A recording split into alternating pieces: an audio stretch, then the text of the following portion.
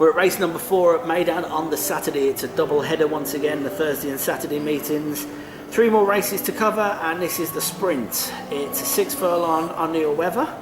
It's an 82 to 100 if you're a 3-year-old, or a 70 to 85, 90 benchmark handicap if you're an older horse. And once again, there's quite a few of the benchmarks in there. In fact, you have to go halfway down the card before you get a horse at the benchmark, number 8. If you're scratching your head what we're on about, don't blame you. Yeah, benchmark handicap, don't worry about it. Tell me, who's going to win? I've gone for the horse owned by Sheikh Hamdan bin Rashid Al Maktoum, Hatash, Musaba Al Mahiri's horse, who ran here on the 18th of January and ran second to Roysiad. 2 weeks ago, 2 weeks on the Saturday, so 2 meetings back. Roysiad, of course, now is been moved up to much better racing. I still think that's pretty good form at this level. Yeah. So I've gone for him. He's drawn 6, not too high, so he should get a good posse. He likes to just be behind the leaders, so he shouldn't have to make all.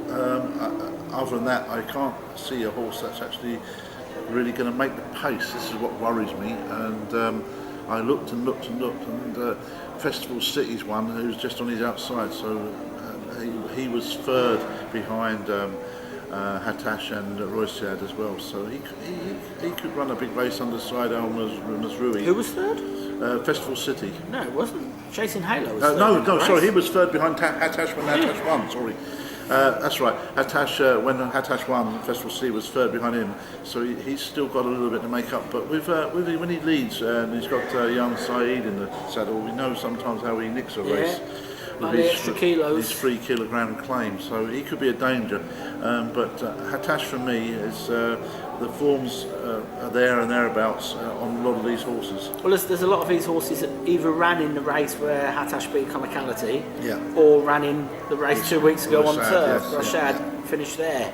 I agree with you. I find it hard to see. I wasn't sure about Hatash going back onto the turf. Yeah.